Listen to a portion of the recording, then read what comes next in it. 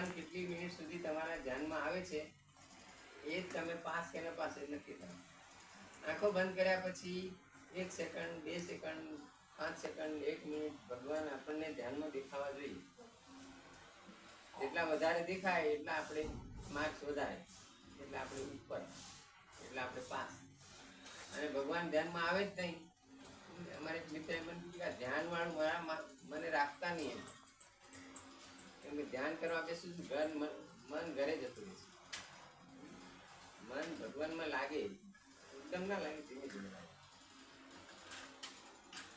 એટલા માટે મન એ સૌથી મોટી વસ્તુ ગણાય. આમ ભલે નાની હોય પણ એને સાચવવાનું, એને ભગવાનમાં લઈ જવાનું. ભગવાનમાં જશે નહીં જલ્દી. માખ હોય ને એ બધે બેસે, પેડા ઉપર બેસે, છણનો ગોટો પડ્યો તેના પર બેસે કે નહીં બેસે?